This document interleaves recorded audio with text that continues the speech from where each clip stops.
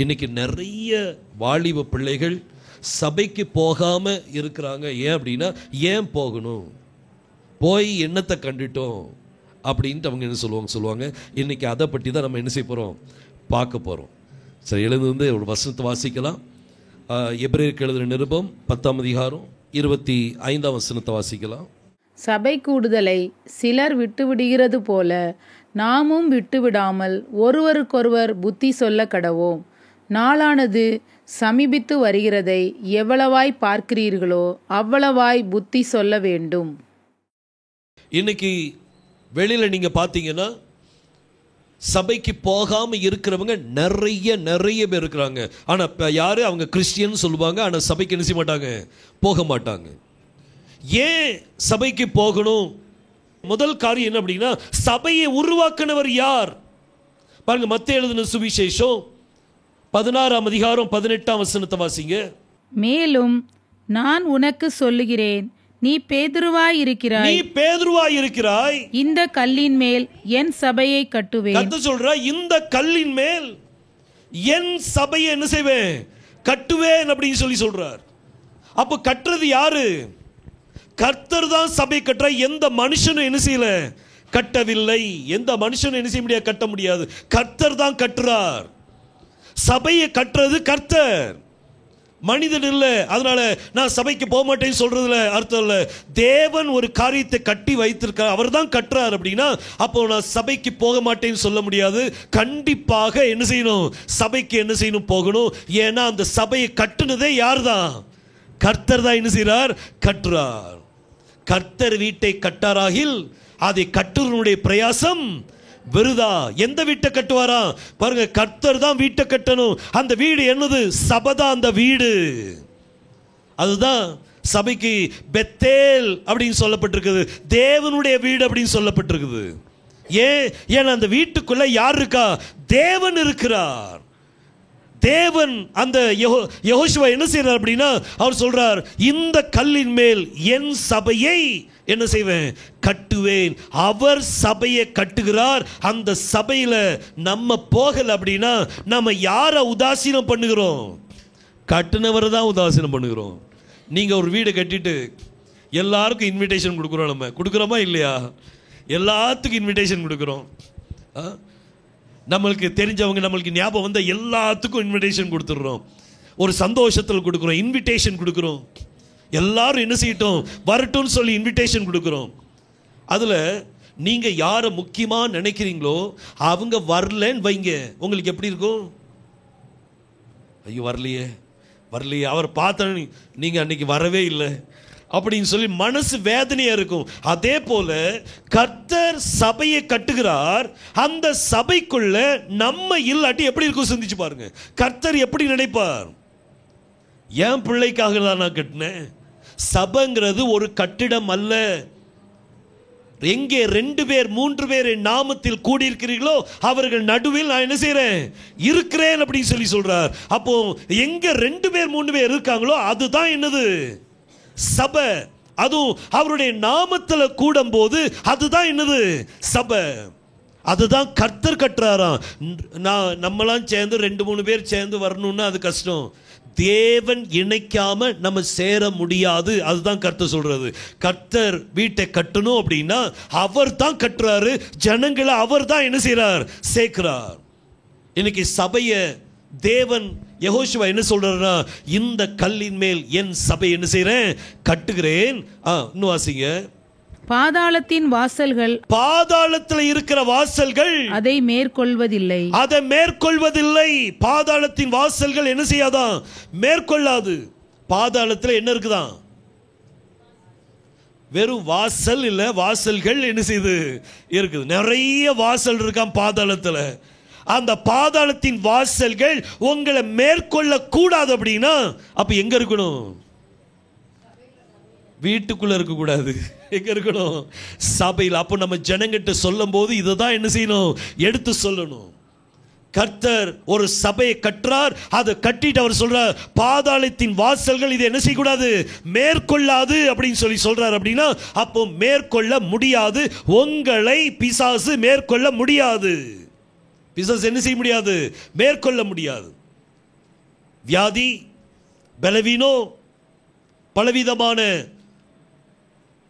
பிரச்சனைகள், இது எல்லாமே பிசாசுனுடைய அந்தகாரத்தில் இருக்கிற வாசல்கள். நம்ம வீட்டில் எந்த வாசல் திறந்திருக்குது?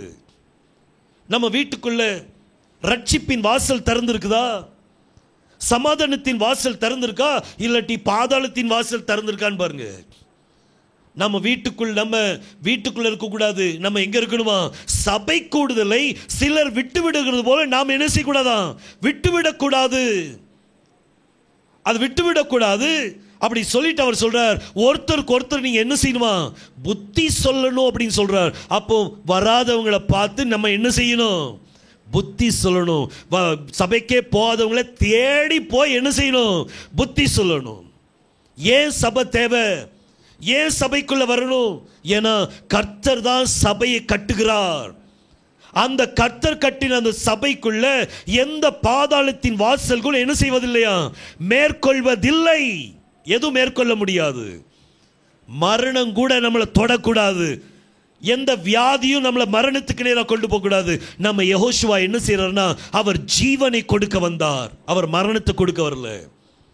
ஒரு மனிதனுடைய கீழ்ப்படியாமை நிமித்தம் ஜனங்கள் மேல என்ன வந்துட்டான்? மரணம் வந்துட்டு. ஒரு மனிதனுடைய கீழ்ப்படியாமை நிமித்தம் மனித சமுதாயத்தின் மேலே மரணம் வந்துட்டு. அப்போ வீட்டுக்குள்ள ஒரு மனிதனுடைய கீழ்ப்படியாமை நிமித்தம் வருமா வராதா? வீட்டுக்குள்ள பிரச்சனை வருமா வராதா? கீழ்ப்படிதல். தேவன் சொல்றாரு, இந்த கல்லின் மேல் என் சபையை கட்டுவேன், பாதாளத்தின் வாசல்கள் இது என்ன செய்யாது? மேற்கொள்ளாது. அப்படின்னா சபைக்குள்ள இருக்கிறவங்களை பாதாளத்தின் வாசல் என்ன செய்ய முடியாது? மேற்கொள்ள முடியாது. ஒரு நாள் மேற்கொள்ளாது. இன்னைக்கு நம்ம எங்க இருக்கிறோம்? நம்ம சபைக்குள்ள உட்கார்ந்துட்டு இருக்கிறோம். ஆனா மற்றவங்க நிலைமை பாருங்க. திரும்ப வாசிங்க, எபிரேயர் எழுதின நிருபம் 10ஆம் அதிகாரம் 25ஆம் வசனத்தை வாசிங்க. சபை கூடி வருதலை சிலர் விட்டு விடுகிறது போல. சிலர் விட்டு விடுறாங்க, அப்படியே விட்டு விடுவாங்க. ஏன்னா அவங்களுக்கு என்ன யோசனை இருக்கும் அப்படின்னா, சபைக்கு போய் என்ன செய்ய? வேலை வேலை வேலை வேலை. சிலவங்க பிசினஸ் பிசினஸ் பிசினஸ் பிசினஸ் சொல்லி அவங்க வேலைக்கு அவங்க சபைக்கே என்ன செய்ய போக மாட்டாங்க. சிலர் விட்டு விடுகிறது போல நாமும் விட்டு விடாமல். நாம் விட்டு விடக்கூடாதுன்னு சொல்லி பைபிள்ல சொல்லியிருக்கு. அப்படின்னா அப்போ சபை கூடுதலை என்ன செய்யக்கூடாது? விட்டுவிடக்கூடாது. அதுல ஏதோ ஒரு காரியம் இருக்குது. அதனாலதான் பவுல் ரொம்ப அழகா சொல்றாரு, நீங்க விட்டு விடாதீங்க. சிலர் விட்டு விடுகிறது போல நீங்க என்ன செய்ய வேண்டாம்? விட்டுவிட வேண்டாம். ஒருவருக்கொருவர் புத்தி சொல்ல கடவோம். புத்தி சொல்லணும்னு சொல்றாரு. அப்போ நம்ம யாரை தேடணும்? சபைக்கு போகாம வீட்டில் இருக்கவங்களை என்ன செய்யுங்க? தேடுங்க. பேரு கிறிஸ்தவ பேர் வச்சிருப்பாங்க, ஆனா சபை பக்கமே என்ன செஞ்சிருக்க மாட்டாங்க, போக மாட்டாங்க. அப்படிப்பட்ட ஜனங்களை தேடி இந்த கருத்துக்களை சொல்லும் போது அவங்க உணர்ந்துட்டாங்கன்னா உள்ள என்ன செய்வாங்க? வந்துருவாங்க. அதுவும் நம்ம கொண்டு வர முடியாது. எல்லாமே அவர் தான் என்ன செய்றார். நம்மளால ஒண்ணுமே முடியாது. பாருங்க, பைபிள் சொல்லுது, அவர் சபையை கட்டுகிறார்.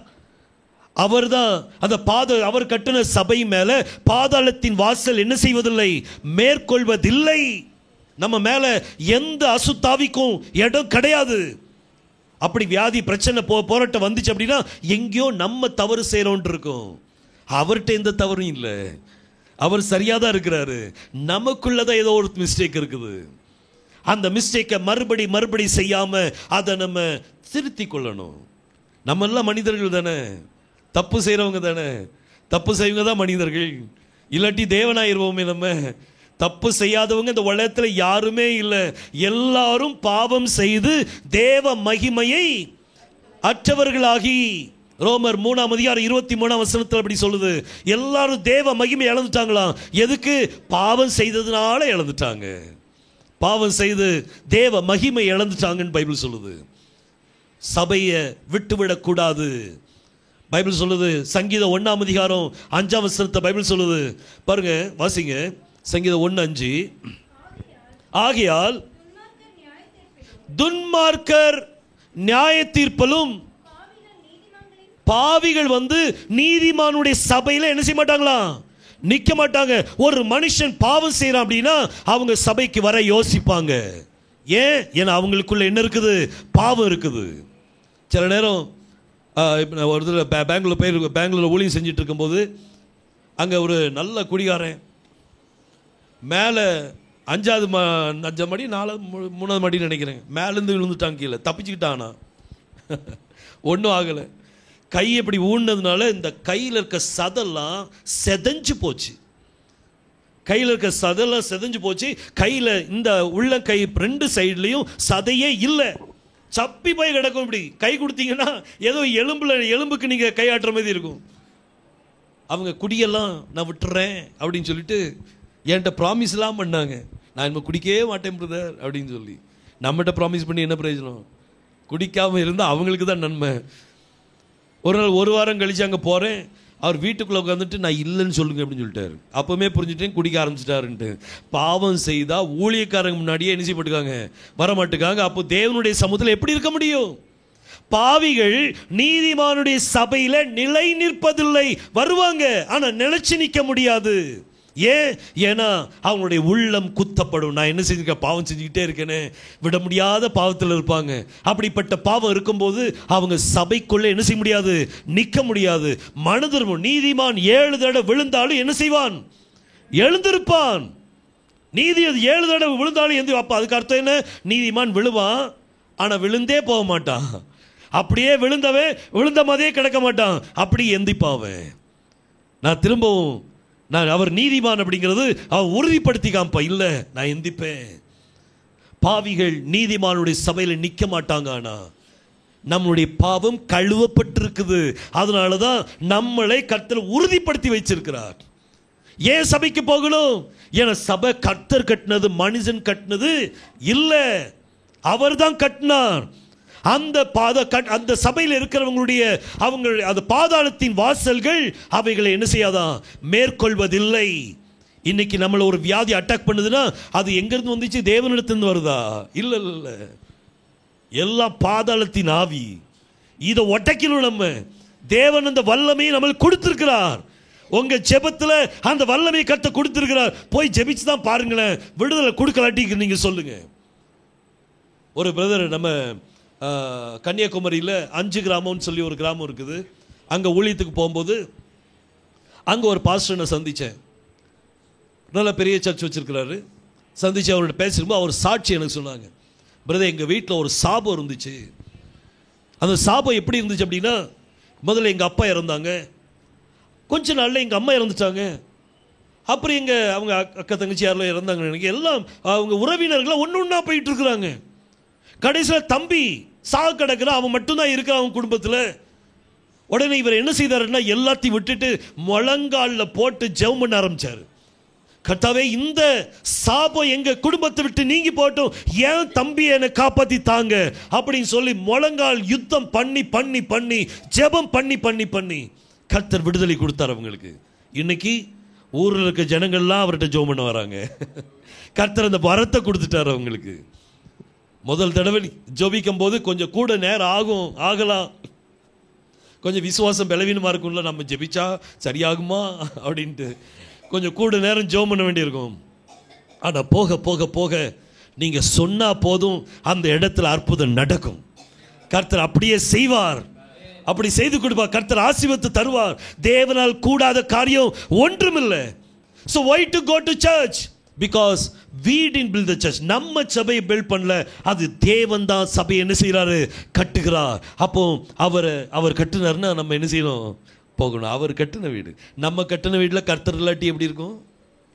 இப்போ நம்ம வீடை கட்டியாச்சு, நம்ம பிரம்மாண்டமாக கட்டியாச்சு, அந்த வீட்டுக்குள்ளே கர்த்தரே இல்லாட்டி அந்த வீடு என்ன பிரயோஜனம்? ஒரு பிரயோஜனம். அப்போ தேவன் கட்டின வீட்டுக்குள்ளே அவர் என்ன விரும்புகிறாருன்னா, ஏன் சின்னங்கள், ஏன் பிள்ளைகள் இதில் கூடணும், ஏன் பிள்ளைகள் கூடணும். அது அந்த விருப்பத்தோடு தான் அவர் என்ன செய்கிறார்? அவர் சபையை கட்டுகிறார். அந்த உள்ள வர்ற ஜனங்கள் பாதாளத்தின் வாசல்கள் அவைகளை என்ன செய்யாதான்?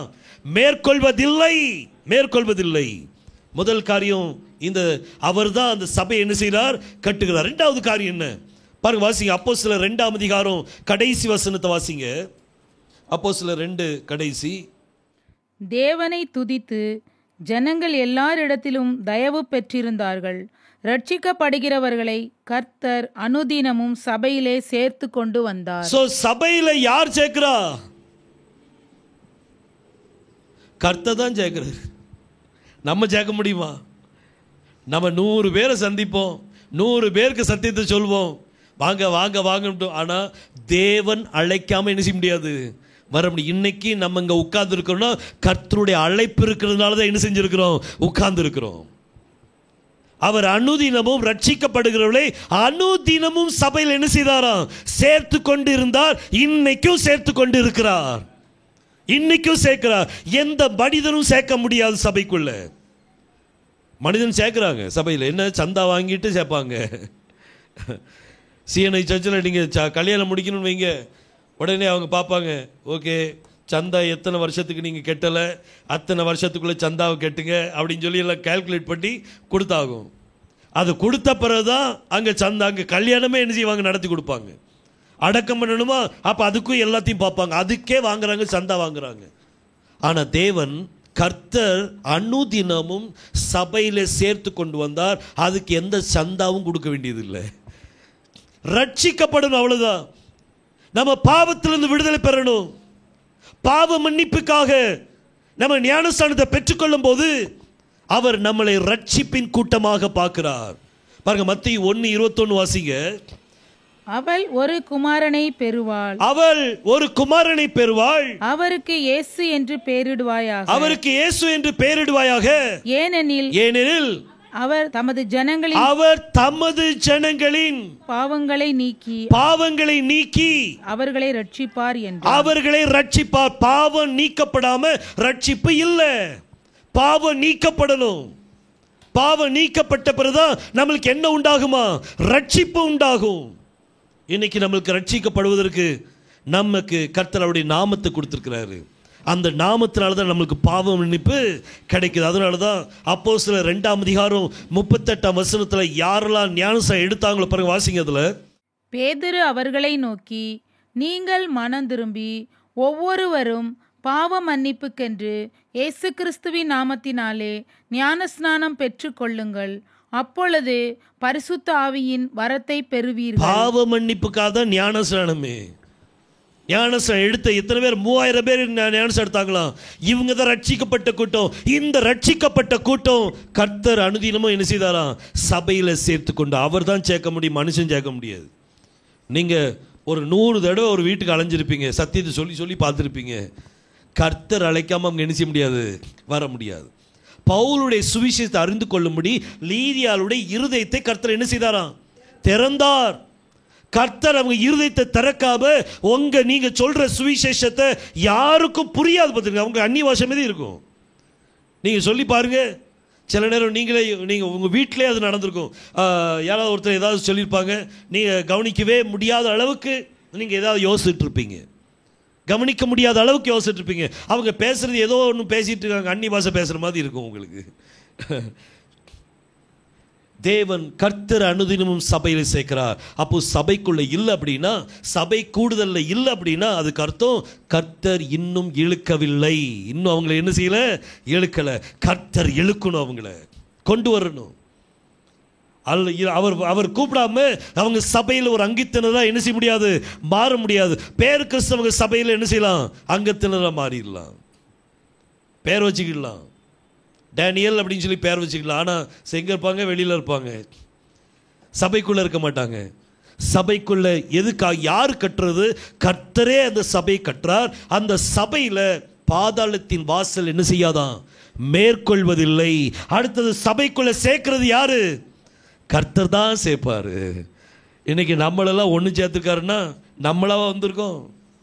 கர்த்தர் அனுமதிக்காமல் நம்ம என்ன செய்ய முடியாது, வர முடியாது. அவர் தான் சேர்ப்பார். இன்னும் வாசிக்கலாம் பாருங்க. அடுத்த 3வது பாயிண்ட் நம்ம பார்க்கலாம். எபேசியர் 5:25 வாசிங்க. புருஷர்களே, உங்கள் மனைவிகளில் அன்பு கூறுங்கள், அப்படியே கிறிஸ்துவும் சபையில் அன்பு கூர்ந்து. கிறிஸ்து சபையில என்ன செய்தாராம், அன்பு கூர்ந்தார். கிறிஸ்து, Christ loved. He loves the church. கிறிஸ்து சபையை என்ன செய்கிறார்? நேசிக்கிறார். அவர் நேசிக்கிறாரா? கிறிஸ்து சபையை நேசித்தா அவருடைய பிள்ளைகள் என்னத்தை நேசிப்பாங்க? சபையை நேசிக்கணுமா இல்லையா? சபை என்ன செய்யணும்? அவர் நேசிக்கிறான்னா நம்மளும் என்ன செய்யணும்? நேசிக்கணும். கிறிஸ்து தான் நம்மளுக்கு தலை, அவர் தான் நம்மளுக்கு ரோல் மாடல். அவர் சபையை நேசிக்கிறார்னா அப்போ நம்மளும் சபையை என்ன செய்யணும்? நேசிக்கணும். சபை கூடுதலை விரும்ப வேண்டும். அதனால மீட்டிங் வச்சா வராமல் இருந்துடாதீங்க. சபை கூடுதலை என்ன செய்யணும்? விரும்பணும். ஏன் பிரதர் என்ன செய்ய நம்ம மீட்டிங் வைக்க மாட்டீங்க, நம்ம சர்ச்சில் மீட்டிங் வைங்களேன் அப்படின்னு சொல்லி கேட்கணும். சபை கூடுதலை விரும்பக்கூடிய ஒரு காரியம். கிறிஸ்து சபையை நேசிக்கிறாரா? ஆனா நம்ம சபையை விரோதிக்க கூடாது. நம்மளும் சபையை என்ன செய்யணும்? சபையை நேசிக்கணும். அர்த்தம் என்ன? சபைன்னு சொன்ன யாரு? சகோதர சகோதரர் ஒன்னா இருக்கிறதா என்னது? சபை. அப்போ சகோதர சகோதரிகளை நம்ம நேசிக்க வேண்டும். அவங்கள பார்க்கறதுக்கு நம்ம உள்ளம் துடிக்கணும். பவுல் அப்படிதான் சொல்றார், உங்களை பார்க்கறதுக்கு நான் ரொம்ப துடிக்கிறேன், ஆவலா இருக்கிறேன். கர்த்தர் வாய்க்கிசுதான் உங்களை முகமுகமாக உங்களை வந்து சந்திக்கிறேன். எவ்வளோ ஒரு ஆசை பாருங்க. சகோதர சந்திக்க வர்றதுக்கு ஒரு ஆசை. இன்னைக்கு நம்மளுக்கு அதே ஒரு பாசம் இருக்கணும். கிறிஸ்து சபையை நேசிக்கிறது போல நம்மளும் ஒருத்தர் என்ன செய்யணுமா? நேசிக்கணும். இன்னொரு வசனம் வாசிங்க. மத்தேயு எழுதின சுவிசேஷம் 10ஆம் அதிகாரம் 40ஆம் வசனத்தை வாசிங்க. உங்களை ஏற்றுக்கொள்ளுகிறவன் அப்படின்னு அர்த்தம். உங்களை ஏற்றுக்கொள்ளுகிறவன் அர்த்தம் என்ன? உங்களை, உன்னைன்னு சொல்லல, உங்களை சொல்றாரு. எங்க 2 பேர் 3 பேர் இருக்கோ அதான் சபை. உங்களை ஒருத்தர் ஏற்றுக்கொள்ளணும்னா, ஒரு சபையை உங்க கூடுதலை அவங்க நிராகரிக்கிறாங்க அப்படின்னா அவங்க யாரை நிராகரிக்கிறாங்களா? உங்களை ஏற்றுக்கொள்ளாதவன். வாசிங்க, திரும்ப வாசிங்க. உங்களை ஏற்றுக்கொள்ளுகிறவன் என்னை ஏற்றுக்கொள்ளுகிறான். உங்களை ஏற்றுக்கொண்டா என்னை ஏற்றுக்கொள்கிறான். என்னை ஏற்றுக்கொள்ளுகிறவன் என்னை அனுப்பினவரை ஏற்றுக்கொள்கிறான். அப்போ நம்ம ஒருத்தருடைய அந்த நேசம் நம்மகிட்ட இருக்கணும். கிறிஸ்து சபையை நேசிக்கிறது போல நம்ம ஒருத்தர் என்ன செய்யணுமா? நேசிக்கணும். சபை கூடுதலை சிலர் விட்டு விடுகிறது போல நாம் என்ன செய்யக்கூடாதான்? விடக்கூடாது. நம்ம ஒருத்தருக்கு என்ன செய்ய வேண்டியிருக்குது? புத்தி சொல்ல வேண்டியிருக்குது. நீங்கள் இன்னைக்கு இந்த வாரம் யாராவது ஒருத்தருக்காவது நீங்கள் சொல்ல போறீங்க. வந்துட்டு இருக்கவங்ககிட்ட சொல்லாதீங்க. வந்துட்டு இருக்கவங்ககிட்ட சொல்லக்கூடாது. வராமல் இருக்கவங்ககிட்ட பார்த்து அவங்கள்ட்ட என்ன செய்யணும்? பிரதர் சபை ஏன் வரணும் அப்படின்னு சொல்லி இந்த பாயிண்ட் எல்லாம் என்ன செய்யுங்க? கொஞ்சம் சொல்லி பாருங்களேன், கொஞ்சம் ட்ரை பண்ணி பாருங்க. உங்க வாயிலிருந்து கர்த்தர் பேசுவார் அவங்ககிட்ட. ஹல்லேலூயா. உன் வாயை விரிவாய். நம்ம சண்டை போடுறது தான் விரிவாய் திறக்கணும். சண்டை போடும்போது வாயை திறக்கிற சைஸ் பார்க்கணும். உன் வாயை விரிவாய் திற சொல்லிக்கா, அதனால வாயை திறந்து நல்லா சண்டை போடுவேன். இல்லை, உன் வாயை விரிவாய் திற. என்ன நினைப்பாரா? நன்மையா நிரப்பு, நன்மையை தருவார். அப்போ நம்ம வாயை விரிவாய் எதுக்கு திறக்கணும்? ஒருத்தர் புத்தி சொல்லுது தரங்க. சபை கூடுதலை விட்டு விடுறாங்க சில ஜனங்கள். ஆனால் விட்டு விடக்கூடாது. ஏன் விட்டு விடக்கூடாது? ஏன்னா சபையை கட்டினது கர்த்தர், மனுஷன் கட்டல. சபைக்குள்ள கொண்டு வர்றவரும் கர்த்தர். எந்த மனுஷனும் என்ன செய்ய முடியாது? கொண்டு வர முடியாது. நான் இன்னைக்கு உனக்கு சொல்றேன் அப்படின்னா நான் ஒன்றை கொண்டு வர முடியாது. கர்த்தர் தான் ஒன்று என்ன செய்யணும்? கொண்டு வரணும். அடுத்தது, கிறிஸ்து சபையை நேசிக்கிறது போல நம்மளும் ஒருத்தர் என்ன செய்ய வேண்டியிருக்குது? நேசிக்க வேண்டியிருக்குது. மல்கியா 3ஆம் அதிகாரம் 16ஆம் வசனத்தில் பைபிள் சொல்லுதுல, கர்த்தருக்கு பயந்தவர்கள் ஒருவரோடொருவர் என்ன சொல்லுவாங்களா? ஏசுவாங்களா? கர்த்தருக்கு பயந்தவர்கள் ஒருவரோடு என்ன செய்வாங்களா? பேசிக்கொள்வார்கள். கர்த்தர் என்ன செய்வார்? இதை நல்லா கவனிச்சுக்கிடுங்க. இது சீரியஸ் மேட்டர். கர்த்தர் கவனிச்சு கேட்பாராம். என் பிள்ளைகள் என்ன பேசுறாங்க அப்படின்னு சொல்லி கவனிச்சு பார்ப்பாராம். அப்போ நம்ம பேசுகிற பேச்சு எவ்வளோ இருக்கணும், எப்படி இருக்கணும்? நம்ம ஒருவேளை மற்றவங்களுக்கு தெரியாமல் நம்ம எதாவது பேசலாம். ஆனால் கர்த்தர் எல்லாத்தையும் என்ன செஞ்சுட்டு இருக்கிறார் பார்த்து. ரெக்கார்டிங் அங்கே நடக்குது. மனுஷனுடைய ரெக்கார்டிங் இல்லை, ஆனால் தேவன் பண்ணுறதா ரெக்கார்டிங். பாருங்க, கிறிஸ்து சபையை நேசிக்கிறது போல நம்மளும் சபை, அதாவது சபை கூடுதலை நம்ம என்ன செய்யணும், நேசிக்கணும். சபை கூடுதலை சிலர் விட்டு விடுறாங்க. ஏன் அவங்களுக்கு வெறுப்பு வந்துட்டு. உங்களை ஏற்றுக்கொள்கிறவன் என்னை ஏற்றுக்கொள்ள, சபையை ஏற்றுக்கொள்கிறவன் என்ன செய்யறான், ஏற்றுக்கொள்கிறான். அப்ப இன்னைக்கு ஒருத்தர் உங்களை விரோதிக்கிறாங்க அப்படின்னா அவங்க யாரை விரோதிக்கிறாங்க, தேவன் விரோதிக்க. அதனாலதான் பவுலை பற்றி பார்க்கும்போது, பவுல் யெகோஷுவா நாமத்தை வணங்கி கொண்டிருந்த ஜனங்களை அடித்து துன்புறுத்தி அவங்களை பயமுறுத்தி அவங்களை சிறைச்சால் அடைக்க போகும்போது கர்த்தர் தமஸ்குல அவனுக்கு வெளிப்பட்டுட்டாரு. வெளிப்பட்டு அவர் சொன்னார், முள்ளில் உதைப்பது கடினமா, நீ துன்பப்படுத்துகிற யெகோஷுவா நான் தான். அவன் எங்கே, யெகோஷுவா எங்கே துன்பப்படுத்தினா, வணங்கிட்டு இருந்த ஜனங்களை துன்பப்படுத்தினா. ஆனால் கர்த்தர் சொன்னார், நீ என்னை துன்பப்படுத்தினாய். அப்போ உங்களை ஒரு மனுஷன் ஏற்றுக்கொள்ளலைன்னா அவன் யாரை விரோதிக்கிறான், கர்த்தரை விரோதிக்கிறான். அதனால் டோன்ட் வரி, கர்த்தர் பார்த்துக்கிடுவார். அழைப்பு கொடுக்கக்கூடியது உங்களுடைய கடமை. அன்னைக்கு முதல்ல சபையை அவர் கட்டுறாரு, அப்புறம் பேதுரு அழைப்பு கொடுத்தாரு, எல்லாரும் வாங்க வாங்க வாங்கன்னு சொல்லி. இந்த நீங்கள் பூனா ஸ்டேஷனுக்கு அப்படி வெளியில் வந்தீங்கன்னா அங்கே நிற்பாங்க, லைனாக நிற்பாங்க, வாங்க வாங்க உள்ளே வாங்க உள்ளே வாங்கன்னு கூடுவான். அது என்ன கடை தெரியுமா, சாராய கடை. சாராய கடைக்கு வெளியில் நின்று என்ன செஞ்சிட்டு இருக்கிறான், உள்ள வாங்க உள்ள வாங்கன்னு கூப்பிட்டு இருக்கிறான். நம்ம ஜீவனுள்ள சபையில் இருக்கோம், நம்ம கூப்பிடக்கூடாதா, கூப்பிடலாமா கூப்பிடக்கூடாதா, கண்டிப்பாக கூப்பிடணும். அவங்க ஏற்றுக்கொள்ள அவங்களுடைய காரியம். ஆனால் நம்ம அழைப்பின் சத்தத்தை கொடுக்க வேண்டும். அதுக்காக தான் கர்த்தர் நம்ம வைத்திருக்கிறார். பேதுருட்ட ஒரு சத்தத்தை கொடுத்தா, அவன் எல்லாத்துக்கும் அழைப்பு கொடுத்தான் கர்த்தர். ஆனால் அழைப்பு கொடுத்த பிறகு சபையில் சேர்த்தது யாரு, கர்த்தர்.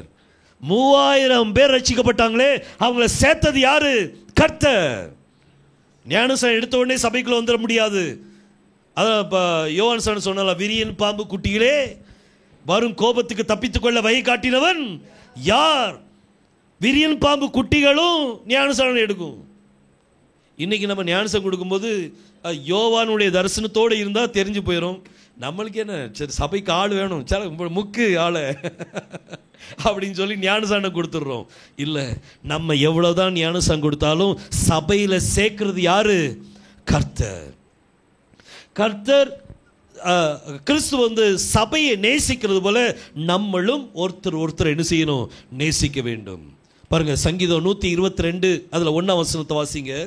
கர்த்தருடைய ஆலயத்திற்கு போவோம் வாருங்கள் என்று எனக்கு அவர்கள் சொன்னபோது மகிழ்ச்சியாயிருந்தேன். எவ்வளவு ஆனந்தமான ஒரு காரியம். சபைக்கு போலான்னு சொல்லியாச்சுன்னா எப்படி இருக்கா, ஒரு மகிழ்ச்சி. இன்னைக்கு அந்த மகிழ்ச்சியை ஜனங்களுக்குள்ள நம்ம கொண்டு வரணும். அழைப்பின் சத்தத்தை கொடுங்க. நான் ஒரு தடவை பொள்ளாச்சியில் இருக்கும்போது ஒரு பிரதர் வந்து ரொம்ப பெருமையாக சொன்னாங்க. ஒரு தாத்தா அவங்க பெருமையாக சொன்னாங்க, பிரதர் நான் எந்த சபைக்கு போகிறதில்ல பிரதர், நம்ம வீட்டில் நான் பைபிள் வாசிப்பேன், ஜெபம் பண்ணேன், அவ்வளோதான் அப்படின்னு சொன்னாங்க. நான் கர்த்தர்ட்ட ஒரு காரியம், கர்த்தாவே இவருக்குள்ள பரிசுத்தாவி இருக்கா இல்லையாங்கிறது டெஸ்ட் பண்ண போகிறேன். நான் சபைக்கு கூப்பிடுவேன், பரிசுத்தாவி இருந்தால் எப்படி இருப்பாங்க, சந்தோஷத்தோடு என்ன செய்வாங்க, வருவாங்க. இல்லாட்டி ஏதாவது காரணம் சொல்லுவாங்க. நான் கூப்பிட்டேன், பிரதர் வாங்கல இந்த சண்டே சர்ச்சுக்கு வாங்கலன்னு சொன்னேன். ரொம்ப சந்தோஷப்பட்டாங்க, வந்தாங்க, வந்து சபையில் நிலச்சி நின்னாங்க. இறந்துட்டாங்க அவங்க. ஆஸ்துமா வியாதி இருந்துச்சு அவங்களுக்கு. இந்த ஆஸ்துமா வியாதியில் ரொம்ப கஷ்டப்பட்டாங்க, செத்தம் பொழைச்சாங்க அவங்க. ஆனால் கர்த்தருடைய கிருபையினால் வேற ஒன்றும் சாப்பிடல அவங்க. ஏன்னா மிளகு சாப்பிடுவாங்க, அப்புறம் நல்ல கறி சாப்பிடுவாங்க. ஒரு வியாதி இல்லாமல் கர்த்தர் மாற்றிட்டார். வயசான காலத்தில் செத்து பொழைச்சாங்க. எல்லாம் ஜெபம் தான். எப்பவும் ப்ரேயரில் அற்புதம் நடக்கும். ஒரு தடவை நாய் கடிச்சு விட்டு, அவங்க வீட்டு நாய் அவங்க வீட்டு நாய் வெறி நாய் அது. அதனால் பூட்டியே வச்சுருப்பாங்க. சாப்பாடு கொடுக்கும்போது நல்லா கடிச்சு எடுத்துட்டு ஒரே வாரத்தில் சுகமாயிட்டு. அப்படி நம்மளுக்கு கூட ஆகிறது இல்லை. ஒரே வாரத்தில் சுகத்தை கொடுத்தா கர்த்தர். நம்ம தேவனால் கூடாது ஒன்றும் இல்லை. கர்த்தருடைய ஆலயத்துக்கு போவோம் வாருங்கள் என்று அவர்கள் எனக்கு சொன்னபொழுது நான் எப்படி இருந்தேன், மகிழ்ச்சி. அந்த மகிழ்ச்சி இல்லைன்னா உள்ள ஏதோ ப்ராப்ளம் இருக்கு. உள்ள என்ன இருக்குது? ப்ராப்ளம். மகிழ்ச்சி இல்லை, அப்ப என்ன இருக்கு? துக்கம் இருக்குது. அந்த துக்கம் கர்த்தர் கொடுக்கிற துக்கம் அல்ல. சபைக்கு கர்த்தர் தன்னுடைய சபைக்கு வர்றதுக்கு துக்கத்தை கொடுப்பாரா? என்னத்தை கொடுக்கணும்? சந்தோஷத்தை கொடுக்கணும். கர்த்தருடைய ஆலயத்துக்கு போவோம் வாருங்கள் எனக்கு சொன்ன பொழுது நான் மகிழ்ச்சியாயிருந்தேன் சொன்னார். இந்த மூணாவது பாயிண்ட். முதல் காரியம், கர்த்தர் தான் சபை கட்டுறார், நம்ம சபை கட்டலை. ரெண்டாவது, அவர் தான் ஜனங்களை என்ன செய்கிறார்? கொண்டு வரார். நம்ம ஜனங்களை என்ன செய்ய முடியாது? சேர்க்க முடியாது. மூணாவது, கிறிஸ்து சபையை நேசிக்கிறார். அதே போல் நம்மளும் கர்த்தர் சபையை என்ன செய்யணும்? நேசிக்கணும். கிறிஸ்துவையும் நேசிக்கணும், சபையும் நேசிக்கணும். நாலாவது பாயிண்ட் படிக்கலாம், வாசிங்க. மத்தேயு 18ஆம் அதிகாரம் 20ஆம் வசனத்தை வாசிங்க. ஏனெனில் 2 பேராவது 3 பேராவது என் நாமத்தினாலே எங்கே கூடியிருக்கிறார்களோ அங்கே அவர்கள் நடுவிலே இருக்கிறேன் என்றார். பாருங்க, கர்த்தர் சொன்னார், எங்கே 2 பேர் 3 பேர் என் நாமத்தில் கூடியிருக்கிறீர்களோ அவர் நடுவில் என்ன செய்றேன்? அப்போ சபைக்குள்ள என்ன செய்றாரு? இருக்கிறார். சபைக்குள்ளனா எதுல? அவருடைய நாமத்தினால் கூடும்போது அவர் மத்தியில் என்ன செய்றாரு? இருக்கிறார். எங்கே 2 பேர் 3 பேர் இருக்காங்களோ அவங்க மத்தியில் அவர் இறங்குறார். அவங்க என்ன செய்றாரு? இறங்குறார். அல்லேலூயா. இருக்காரா இல்லையா? நம்ம மத்தியில் இருக்காரா இல்லையா? அல்லேலூயா. நான் விசுவாசிக்கிறேன் கர்த்தர் இருக்கிறாரு. நம்ம தேவனால் கூடாத காரியம் ஒண்ணுமே இல்லை. அவர் கட்டின வீட்டில் அவர் குடியிருக்கிறதுக்கு உரிமை இல்லையா? அவர் தானே சபை கட்டினாரு. அப்ப அவர் கட்டின சபைக்குள்ள அவருக்கு இருக்க உரிமை இருக்கா இல்லையா? இருக்கு. அவர் சந்தோஷப்படுவார், சந்தோஷத்தோடு வருவார். அவர் அந்த சபை மேல பாதாளத்தின் வாசல்கள் என்ன செய்வதில்லை? மேற்கொள்வதில்லை. கர்த்தர் அனுதினமும் சபையில் என்ன செய்வாராம்? சேர்ப்பார். கர்த்தர் சேர்ப்பார். அவர் தான் சேர்ப்பார். எனக்கு நான் ஒரு 5 வருஷம் இருக்குமாம்மா, 5 years இருக்குமா, அதிகமாக 6-7 வருஷம் இருக்குன்னு வைங்களேன். 3 ஃபேமிலி தான் நாங்கள் இருந்தோம். இன்னைக்கு இத்தனை பேர் நம்மளுக்கு கொடுத்துருக்காக்கிறது. நானா அவளுக்கு டைம் யாரையும் கூப்பிட்டேனா? யாரை வாங்க வாங்கன்னு கூப்பிட்டேனா? நம்மளே வந்தோம். ஏன்? இது நம்ம அழைக்கிறது இல்லை, இது கர்த்தர் கொண்டு வர்ற காரியம். கர்த்தர் சேர்க்கிறார், அவர் சேர்ப்பார். இன்னைக்கு உலகம் எங்கும் ஃபுல் தமிழ்நாட்டில் இன்னைக்கு கர்த்தர் நிறைய பிரான்ச்சஸை கொடுத்து வச்சிருக்கிறாரு. ஏன்? எல்லாம் சந்தோஷத்தோடு வருவாங்க. ஒரே ஒரு SMS தான், இத்தனாம் தேதி இந்த மீட்டிங் இருக்கு, வந்துருங்க, அவ்வளோதான். எல்லாரும் கூடி வந்துருவாங்க. இங்கே எல்லா ஒரு சொல்லுவாங்களாம் லீவ் போட்டே என்ன செஞ்சிருவாங்க? வந்துடுவாங்க. ஸோ நம்ம ஒவ்வொரு 2 பேர் 3 பேர் இருக்கிற இடத்துல கர்த்தர் இருக்கிறார். அந்த சபையை நம்ம உதாசீனப்படுத்தக்கூடாது. அதை நம்ம போகாம இருந்தா நம்ம கர்த்தரை என்ன செய்யறோம்? உதாசீனப்படுத்துறோம். அவரை தான் நம்ம இன்சல்ட் பண்றோம். நம்ம இப்போ உள்ள வாழ்க்கை பேசப்படி சொன்னா இன்சல்ட் பண்ணிடுறோம். அவர் அழைப்பு விடுங்க, நம்ம போகலைன்னா என்னது? இன்சல்டேஷன். நம்ம கர்த்தரை இன்சல்ட் பண்ணக்கூடாது. அதனால அடுத்த வாரத்திலேருந்து சீக்கிரமாக வந்துருங்க. ஒரு ட்ரெயின் முன்னாடியே பிடிச்சிருங்க. ஏன்னா கர்த்தரை நம்ம தாமதிக்க வைக்கக்கூடாது. அவர் இங்கேருந்து உங்களுக்கு காத்துக்கிட்டே இருக்கக்கூடாது. அவர் லிஸ்ட் வச்சுருப்பார்ல, சரி இத்தனை பேர் இந்த சபைக்கு போகிறாங்க, இவங்களை காணுமே, இவங்க லேட்டாக வராங்களே, நம்மளே பார்க்கோம். அப்போ கர்த்தர் இவ்வளோ பார்ப்பார்? அவர் எல்லாம் பார்ப்பார். நம்ம வேலை பார்க்குற இடத்துல லேட்டாக போவோமா? போனால் 15 நிமிஷம் லேட்டாக போயினாலே அரை சம்பளம் கட்டு, பாதி சம்பளத்தை பிடிச்சி விடுவாங்க. அங்கே ரேகை வைக்கணும், இங்கே ரேகை இல்லைல்ல. கர்த்தர் தான் எல்லாத்தையும் பார்த்துட்டு இருக்கிறார். அதனால அடுத்த வாரம் இங்கே எத்தனை மணி? நம்ம 10 மணி கூடுறோன்னா 10 மணிக்கு முன்னாடியே எல்லாரும் என்ன செஞ்சிருவோம்? ஃபில்அப் ஆயிடுவோம். ஆராதனையில் ஃபுல்லாக பங்கு பெறணும். ஏன்னா ஆராதனையில் விடுதலை உண்டு. பவுலும் சீலாவும் சிறைச்சாலை ஆராதிச்சாங்க. அவங்க கையில் இருந்த, அவங்க காலில் ஒரு கட்டு போட்டிருந்தாங்க, தெரியுமா உங்களுக்கு? பழைய காலத்தில் 2 மரக்கட்டைக்கு நடுவில் 2 இப்படி மரக்கட்டை இருக்கும், அதில் 2 ஓட்டை இருக்கும். இந்த காலை அதுக்குள்ளே விட்டு அப்படி வச்சுருப்பாங்க. அந்த பாதத்தில் அடிப்பாங்க. சிறைச்ச கைதிகளை அந்த பாதத்தில் தான் என்ன செய்வாங்க, அடிப்பாங்க. தாங்க முடியாது பாதத்தில் அடிச்சா. அப்படி வேதனையோடு இருந்த பவுலும் சீலாவும் ராத்திரி நடுஜாமத்தில் அவங்க கர்த்தரை என்ன செய்தார்களாம், துதித்தார்கள். அவங்க துதிக்கும் போது அவங்க கட்டு டப்புன்னு உடஞ்சிட்டு பாருங்க. சிறைச்சாலையில் இருந்த யாரெல்லாம் பாட்டை கேட்டுட்டு இருந்தாங்களோ, யாரெல்லாம் பாட்டை கேட்டுட்டு இருந்தாங்களோ அவங்களுக்கும் விடுதலை. ஆராதனையில் பங்கு பெற எல்லாத்துக்கும் விடுதலை கிடைக்கும். எனக்கு பாட தெரியாது பிரதர், பிரச்சனை இல்லை. இப்போ நான் பாடுனேன்னு எல்லாரும் ஓடிடுவீங்க. ஆனாலும் நான் பாடுவேன். கர்த்தருடைய நாம் மகிமைக்கென்று என்ன செய்வேன், பாடுவேன். தாவீது எப்படி பாடினான்ட்டு யாருக்கு என்ன தெரியும்? அவன் வாய்ஸ் வந்து ரொம்ப சூப்பர் வாய்ஸாக இருந்துச்சோ தெரியல. அவன் எப்படி காட்டுவாசி மாதிரி பாடினானோ தெரியல. ஆனால் கர்த்தர் அவனுடைய பாட்டை ரசித்தார். அவன் பாட்டை ரசித்தார். அவனுடைய சிறையிருப்பை கர்த்தர் மாற்றினார். இன்னைக்கு ஆராதனை ரொம்ப ரொம்ப முக்கியம். சபையில் முதல் பாகம் ஆராதனை எதுக்கு வைக்கிறோம்? ஏன்னா ஆராதனையில் உங்கள் மனசு பண்படும். எப்படி ஒரு நிலம் பண்படுத்தப்படுதோ அதே மாதிரி உங்கள் மனசு பண்படுத்தப்படும். அதுக்கு பிறகுதான் வார்த்தை உள்ள என்ன செய்யும், போட்டால் அங்கே 30, 60, 100 பலன் கிடைக்கும். ஹல்லேலூயா. கர்த்தர் அந்த பலனை தருவார். ஸோ கர்த்தர் எங்கே 2 பேர் 3 பேர் இருக்காங்களோ அவங்க மத்தியில் என்ன செய்கிறாராம், இருக்கிறார். அவர் அங்கே இருக்கிறார். அதே சமயம் 5வது பாயிண்ட் என்ன அப்படின்னா, சபைக்குள்ள தேவனுடைய வார்த்தை பிரசங்கிக்கப்படுது. யாருடைய வார்த்தை? இன்னைக்கு இதை நான் இங்கே ரொம்ப மெடிடேட் பண்ணி கொண்டு வந்தேன்னு நினைக்காதீங்க. ரொம்ப மெடிடேட் பண்ணி கொண்டு வந்தேன்னு நினைக்காதீங்க. இப்போ அப்பப்போ உங்களுக்கு கிடைக்கிறது தான். நான் யோசிக்கிறதே கிடையாதுங்க. என்ன செய்தி கொடுக்கணும் கர்த்தர் தான் கேட்டு, கர்த்தாவே என்ன செய்தி கொடுக்க கர்த்தாவே, அவ்வளோதான் கேட்பேன். நானே யோசிக்க மாட்டேன், இது கொடுக்கலாமா அதை கொடுக்கலாமா அப்படின்னு யோசிக்கவே மாட்டேன். ஒரு நாள் யோசிக்க மாட்டேன். என்ன செய்தி கொடுக்க, உம்முடைய ஜனங்களுக்கு நான் என்ன செய்தி கொடுக்க, கர்த்தர் காமிக்கிற காரியத்தை நான் வெளிப்படுத்தி காமிக்கிறேன். ஸோ எங்கே 2 பேர் 3 பேர் இருக்காங்களோ அவங்க மத்தியில் அவர் இருக்கிறார்னா நம்ம மத்தியில் அவர் என்ன செய்கிறாரு, இருக்கிறார். இந்த இடத்துல என்ன செய்யப்படுது, இந்த இடத்துல தேவனுடைய வார்த்தை என்ன செய்யப்படுது, பிரசங்கிக்கப்படுது.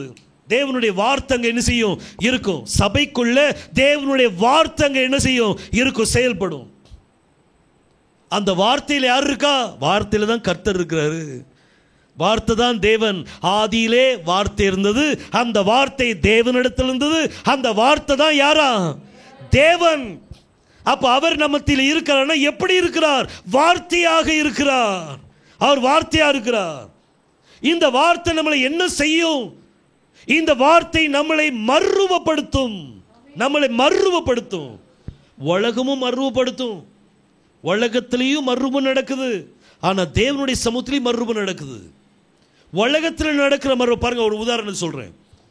பார்வோன், மோசஸ் வந்து பார்வோனுக்கு முன்னாடி போய் நின்ன உடனே மோசஸ் கோலை தூக்கி கீழே போட்டான். கோல் என்னதான் மாறிட்டு? அது ஒரு மறுரூபமா? மறுரூபம் இல்லையா? அந்த கோல் என்னதாயிட்டு? மறுரூபமாயிட்டு. இது எப்படி நடந்துச்சு? தேவனுடைய சமூகத்தில் வச்சு நடந்துச்சு. ஆதியிலே வார்த்தை இருந்துச்சு, அந்த வார்த்தை தேவனிடத்தில் இருந்தது. அந்த வார்த்தை தான் என்னதான்? தேவன். அந்த வார்த்தை என்ன செய்யும்? நம்மளை மறுரூபப்படுத்தும். பாருங்க, மோசே கர்த்தருடைய சமூகத்தில் இருக்கும்போது கர்த்தர் கேட்டவன் கையில் என்ன இருக்கு? கர்த்தாவே கோல் இருக்குப்பா, கீழே போடு. போட்ட உடனே மறுரூபம் ஆயிட்டு, வேற ரூபம் ஆயிட்டு. யாத்ராமத்தில் மறுரூபம் நடந்திருக்குது. இந்த மறுரூபம் எங்க நடந்திருக்கு? தேவனுடைய பிரசன்னத்தில் தான் மறுரூபம் நடக்கும். நம்முடைய வாழ்க்கையில் மறுரூபம் வேணும் அப்படின்னா, உங்கள் வாழ்வாதாரத்தில் மறுரூபம் வேணும் அப்படின்னா, பிஸ்னஸில் மறுரூபம் வேணும் அப்படின்னா, நீங்கள் செய்கிற படிப்பில் மறுரூபம் வேணும் அப்படின்னா, எல்லா காரியத்திலும் மறுரூபம் வேணும் அப்படின்னா, தேவனுடைய சமூகம் தான் நம்மளுக்கு சரியான மறுரூபம் கொடுக்கும். இவன் மோசஸ் போனான் பார்வோனுக்கு முன்னாடி, போய் மறுரூபமான அந்த கோலை கொண்டு காமிச்சான். அது சர்ப்பம் மாறிடு. உடனே அவன் சிரிச்சான். பார்வோன் தன்னுடைய மந்திரவாதிகளை கூப்பிட்டான். இந்த 2 மந்திரவாதி கோலை போட்டாங்க. அவங்க கோலும் மறுரூபமாயிட்டு. அவங்க கோலும் மறுரூபமாயிட்டு. ஆனா அது மாயான ஒரு மறுரூபம். தேவனுடைய கோல் அந்த மாயையை கர்த்தர் விழுங்கிட்டார். மரணத்தை ஜெயமாக என்ன செஞ்சிட்டார்? விழுங்கிட்டார். இந்த உலகத்தில் இருக்கிற ஜனங்களுக்கும் ஒரு மறுரூபம் நடக்கும். இன்னைக்கு வாலிப பிள்ளைகள் எப்படி இருக்காங்க தெரியுமா? நான் கை நிறைய சம்பாதிக்கிறேன், எனக்கு இனிமே கர்த்தர் வேண்டாம், நான் இப்போ என்ன நான் நல்லா இருக்கிறேன் அப்படின்னு சொல்லி இன்னைக்கு நிறைய பேர் அப்படி சபைக்கு போகாமல் இருக்கிறாங்க. அவங்க என்ன நினைக்கிறாங்க அப்படின்னா, நான் ஒரு மறுரூபம் அடைஞ்சிட்டேன், இனிமே எனக்கு ஒரு குறைவும் இல்லை அப்படின்னு நினைக்கிறாங்க. ஆனால் அது மாயான ஒரு மறுரூபம். தேவனுடைய சமூகத்தில் இருக்கக்கூடிய மறுரூபம் தான் ஒரிஜினல் மறுரூபம். இந்த மறுரூபம் என்ன செய்யும்? அதெல்லாம் விழுங்கிரும். மாயை என்ன செஞ்சிடும்? விழுங்கி போட்டுரும். கர்த்தருடைய சமூகத்தில் நம்ம எதுக்காக வர்றோம்? சபைக்கு எதுக்காக வர்றோம்? மறுரூபம் அடைவதற்காக வருகிறோம். அங்கே வார்த்தை சொல்ல சொல்ல சொல்ல நமக்குள்ள ஒரு மறுரூபம் நடக்கும். மறுரூபம் நடக்கும். மோசேயினுடைய வாழ்க்கையில் மறுரூபம் நடந்தது. ஆரோனுடைய கோல் தேவனுடைய சமூகத்தில் வைக்கப்பட்டது. காஞ்ச கோல் தான். அடுத்த நாள் வந்து பார்க்குறாங்க, நல்ல இலைகள் இருக்கு, நல்ல பூக்கள் இருக்கு, நல்ல பழங்கள் இருக்குது. ஒரே நாளில் கனி கொடுத்துட்டு, ஒரே இரவு கனி கொடுத்துட்டு. எப்படி நடந்துச்சு? தேவனுடைய சமூகம் நம்மளுக்கு மறுரூபத்தை கொடுக்கும். அவர் நம்மளை மறுரூபப்படுத்துவார். நம்ம இன்னைக்கு ராத்திரி வரைக்கும் நம்ம எப்படியோ இருந்திருக்கலாம், ஆனால் மறுரூபம் ஆயிட்டோம்னா அடுத்த நாள் நம்மளுடைய வாழ்க்கையே மாறிடும். ஹல்லேலூயா. அவர் நம்மளை மறுரூபப்படுத்த தான் வந்தார். மனம் புதிதாகிறதுனாலே மறுரூபமாகுங்கள். மனசுதான் என்ன செய்யணும்? மறுரூபமாகணும். நம்மளுடைய சிந்தனை மறுரூபமாகணும். நம்ம சிந்தனையை பிடிச்சு வைக்காதீங்க, விசுவாசத்தை பிடிச்சு வைக்காதீங்க. நம்ம மறுரூபம் அடைய வேண்டி இருக்குது.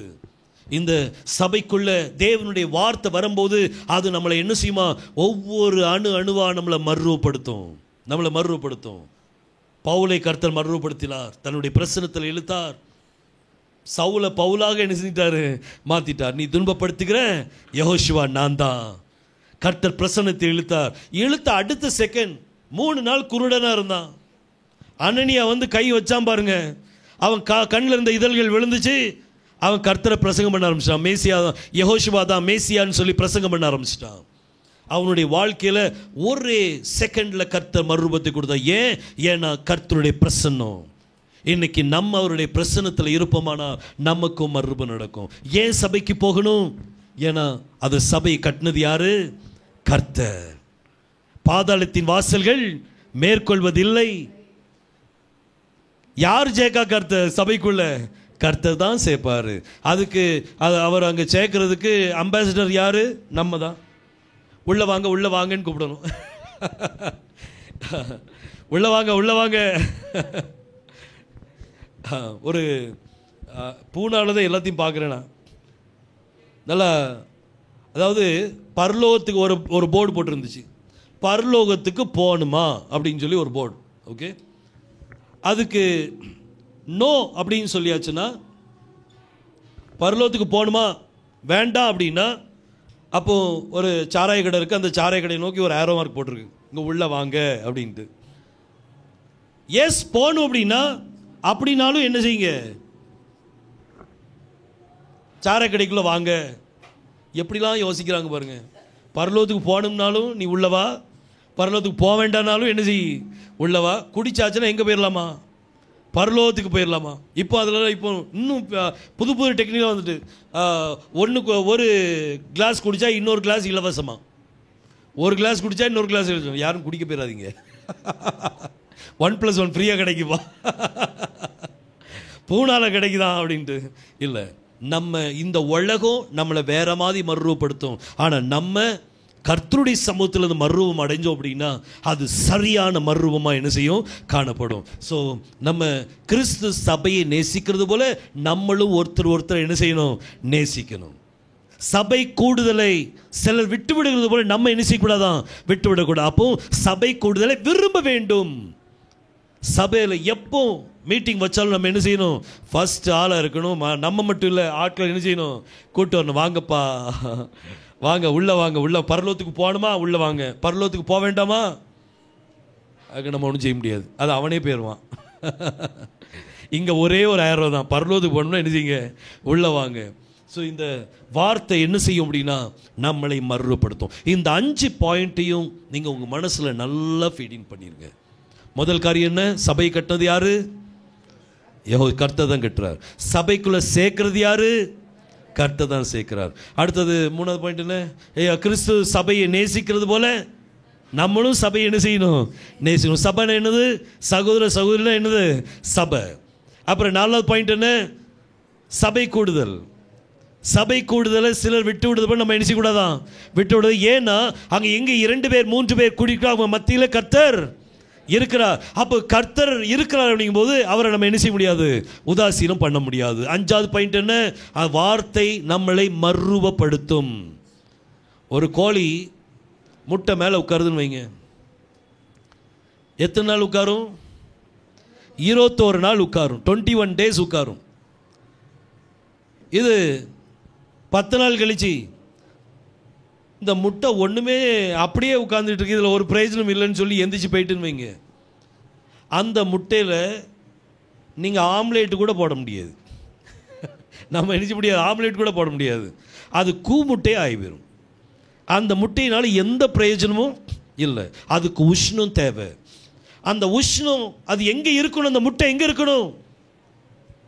கோழிக்கு கீழே, தாய் கோழிக்கு கீழே இருக்கணும். அந்த உஷ்ணம் அது மேலே பட்டுக்கிட்டே இருக்கணும். அதே போல் தேவனுடைய வசனத்துக்குள்ளே இருக்கிற உஷ்ணம் நம்ம மேலே பட பட பட இந்த ஓடு பாருங்க, இதுதான் முட்டை ஓடு. இந்த ஓட்டுக்குள்ளே ஒரு மறுரூபம் நடந்துக்கிட்டே இருக்கும், வெளியில் தெரியாது. ஆனால் நேரம் வரும்போது நீங்கள் அவரை போலவே தெரிவிங்க, அவரை போலவே நீங்கள் பார்ப்பீங்க, அவரை போலவே பேசுவீங்க, அவரை போலவே கேட்பீங்க, அவரை போலவே நடப்பீங்க, அவரை போலவே ஊழியத்தை செய்வீங்க, அவரை போலவே சபை என்ன செய்வீங்க, நேசிப்பீங்க. கர்த்தர் பெரிய காரியங்களை செய்வார். நம்ம அந்த உஷ்ணத்துக்குள்ளே எப்பவுமே இருந்துக்கிட்டே இருக்கணும், ஒரு நாள் கூட இல்லாமல் இருக்கக்கூடாது. கூமுட்டை என்ன செய்வோம், நிறைய கூமுட்டைகள் கூமுட்டைன்னு சொல்லுவோம்ல, இது சரியான கூமுட்டையாக இருக்கானே அப்படின்ட்டு. அது என்ன அப்படின்னா, சபைக்கு போகாமல் இருக்கிறாங்கல்ல, அந்த கூமுட்டையெல்லாம் கொண்டு வைங்க, கர்த்தர் நல்ல முட்டையாக மாற்றிடுவார்.